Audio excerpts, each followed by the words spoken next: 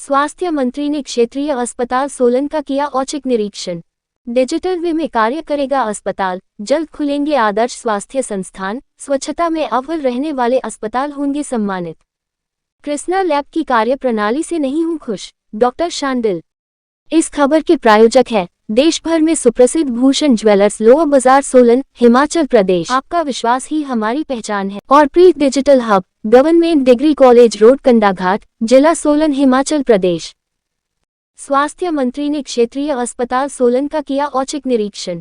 Digital वे में कार्य करेगा अस्पताल, जल्द खुलेंगे आदर्श स्वास्थ्य संस्थान, स्वच्छता में अव्वल रहने वाले अस्पताल होंगे सम्मानित।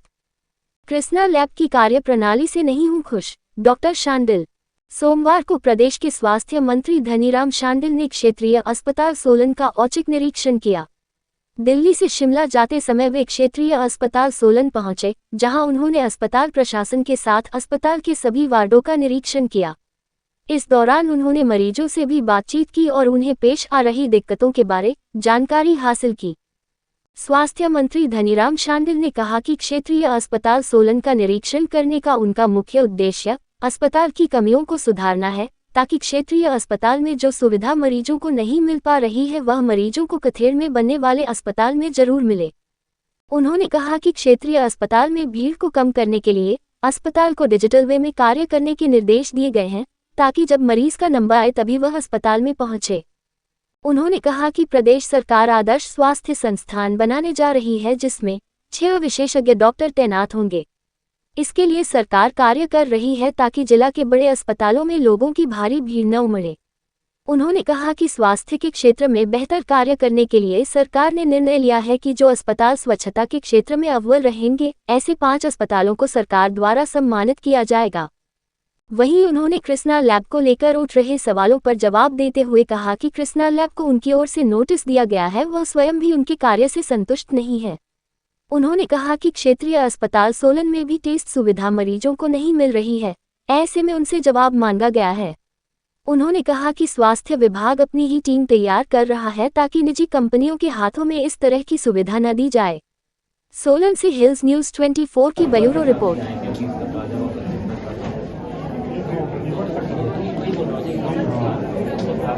अंदर भी पट्टी आगे जाके आगे जाए दे दो।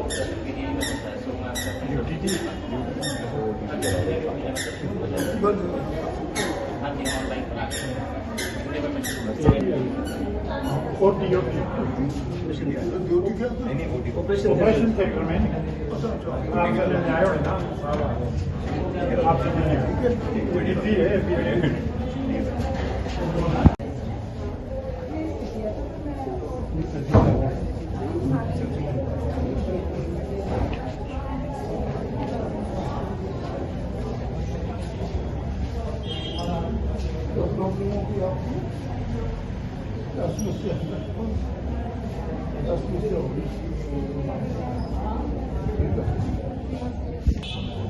कोई समस्या, कोई प्रॉब्लम?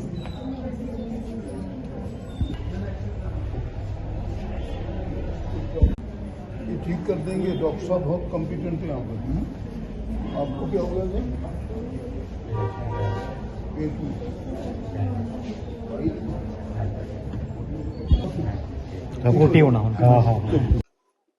नहीं, मेरा तो सारा हिमाचल एक बराबर क्षेत्र है, पर ये आपकी बात बिल्कुल दुरुस्त है कि अभी तक हमारे उपकरणों की पूरी कमी खत्म नहीं हुई है। और आप हैरान होंगे कि 200 करोड़ के उपकरण ऑन द वे हैं, और जरा सा शायद अगर सब ठीक ठाक रहा तो अगले महीने के मध्य तक हम लोग बांट भी देंगे। और जहां जहां भी खासकर एक्सरे की जो है ना हमारी जो कमी है, वो सब मशीनें मिल रही है। और जहां जहां खासकर प्राइमरी हेल्थ सेंटर तक लेवल को जा रही है, जनरल हॉस्पिटल में जो कमी है तो पूरी मैं जानता MRI की कमी है। MRI सिर्फ 4 जगह आ रही है, Tanda medical college, Ner Chowk, Chumiyana and IGMC। बाकी ये बहुत एक्सपेंसिव मशीन है, run into cover of crore. तो ये इसके बाद कोशिश की जाएगी कि हम इस सुविधा को अपने आदर्श स्वास्थ्य संस्थान तक भी पहुंचा देंगे, ऐसा हमारा एम है, let's see when we can do it, और करेंगे तो ऐसी बात नहीं करेंगे, अवश्य करेंगे। तो एक्सरे में क्या प्रॉब्लम है सर? 10 ही हो पाते हैं सर, अल्ट्रासाउंड 10 हो रहे हैं सर 12 बजे की। देखिए पता क्या है, कभी कभी देखो ऐसा नहीं मैं कि मुफ्त चीजों के मैं खिलाफ, मैं तो कभी नहीं हूँ। कभी क्या होता है कि आपको बोला भाई आज सरदार साहब को सिर्फ गर्दन में दर्द हुई है थोड़ी सी, तो इनको वही करो। वो ये क्या करेंगे, गर्दन के साथ बाजू भी करा लेंगे, टांग भी करा लेंगे, इफ पॉसिबल कोई और बाल में गड़बड़ ना वो भी करा लेंगे। ऐसा हुआ है, और इसीलिए आपने देखा है कि हम लोगों ने ये जो सुविधा है लोगों को प्राइवेट हॉस्पिटल की बंद करनी पड़ी, सिवाय I think only in case of this diabetes and all, जहाँ पे हमारे को लाइफ सेविंग वाला वो अलाउ किए। अदरवाइज ये सच में जब तक जो चीज ठीक के उपयोग ना हो तो उसमें कहीं किसी न किसी प्रकार से, अगर 10 है तो हम 20 की सुविधा करेंगे, क्या प्रॉब्लम है? ये तो डॉक्टर साहब हैं। माननीय शांता कुमार जी एक बहुत ही प्रतिष्ठित व्यक्ति हैं। अगर वो हमारे न केवल राजनीति के भीष्म पितामह है, पर वैसे भी ही इज ए वेरी, मैं तो उनके साथ बहुत नजदीक से काम भी किया है। शांता कुमार जी ने जो बात कही है उसका हम पूर्ण आदर करते हैं, और कहते हैं भाई अगर कोई निंदा करता है और अच्छाई की तरफ ले जाता है तो वो निंदा नहीं होती, और अगर उन्होंने कुछ बात कही है तो उस पर पूरा ध्यान देना चाहिए। कुछ कमी है तो मैं खुद भी जाऊंगा टांडा मेडिकल कॉलेज में, जो ऐसी कुछ कमी नजर आ रही है उसको देखेंगे, दूर करेंगे, व्हाई नॉट। देखिए मैं समझता हूँ बहुत लगन से और बहुत समर्पण से यहाँ का स्टाफ काम कर रहा है। मैं कई बार आता भी रहता हूँ, तो आज सडनली चूंकि मैं दिल्ली से आ रहा था और वहाँ जाकर कुछ एक इम्पोर्टेंट मीटिंग्स हैं जिनको मैं दफ्तर में जाके करना, और ऑनरेबल सीएम भी पहुंच जाएंगे लगभग मिड डे तक दिल्ली से, तो फिर हमारी फैकल्टी मेंबर्स के साथ, जैसे चमियाना, आईजीएमसी, इन सब के फैकल्टी मेंबर के साथ बहुत डिटेल वार्ता है। एक अनुमान के अनुसार ही, तो मैं सिर्फ ये देखने आया था कि किसी प्रकार की यहाँ समस्या हो। मैंने देखा कि जो हम कथेड़ में हॉस्पिटल बना रहे हैं वो सचमुच में ठीक ठाक बन रहा है, क्योंकि हमारे जितनी भी ये भीड़ है जो देख सकते हैं आप, इसको रेगुलेट करने के लिए तो हम पहले तो वो कर रहे हैं कि इसको डिजिटल वे में करें, अपना जो प्रौद्योगिकी उसका इस्तेमाल करें, वो भी कर रहे हैं, वो भी अवश्य होगा। परंतु उससे ज्यादा जरूरत है कि थोड़ा अगर स्पेस ज्यादा हो ताकि लोग एक भीड़ के रूप में नजर ना आए, उनको ग्रुप्स में बनाया जाए और वो ग्रुप्स अपने अपने समय पे आए। मान लो आपका समय 11:50 है तो आप 9:50 क्यों आए, ऐसा हम सोच रहे थे। ये मेरा असल में एम भी था देखने का इनको, तो हम वो भी उस तरफ भी प्रयास करते हैं कि कैसे हम जिन जिन ब्लॉक में समय दिए उनमें ही लोग लगभग आए।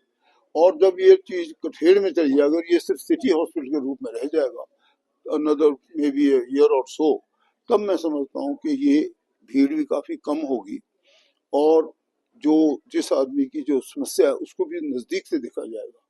मैं इसी in the same breath I would like to say कि हमारा जो ये आदर्श स्वास्थ्य संस्थान का जो कॉन्सेप्ट है, जो बड़ी तेजी से आगे बढ़ रहा है, ये जो 6 डॉक्टर हम विशेषज्ञ तकरीबन ऐसी प्रॉक्सिमिटी में डाल रहे हैं जहाँ 18-19 पंचायतें हों, वो ऐसा केंद्र हो, ताकि ये जो वजन यहाँ का है, जो ये बाहर यहाँ आता है, 3 बड़े जिलों का है, फ्लोटिंग पॉपुलेशन है, इसी प्रकार से शिमला में कहाँ से लेकर लोग आते हैं और बड़े बड़े दूर से, उनका वो वजन कम हो जाए, वो ठेग से पीछे पीछे रह जाए। इसीलिए जो स्वास्थ्य संस्थान है, जैसे वहाँ का कुमारसैन बना रहे हैं, और कुमारसैन में धीरे धीरे विशेषज्ञ भी भेज रहे हैं, क्योंकि मैं जानता हूँ ये बड़ी एक प्रकार से चैलेंज भी है। वाई बिकॉज लोग सिविल हॉस्पिटल में भी चाहेंगे, जोनल में भी चाहेंगे, और स्वास्थ्य संस्थान भी ठीक चले, इसलिए हम 200 और एक्स्ट्रा डॉक्टर की डिमांड बना रखी है,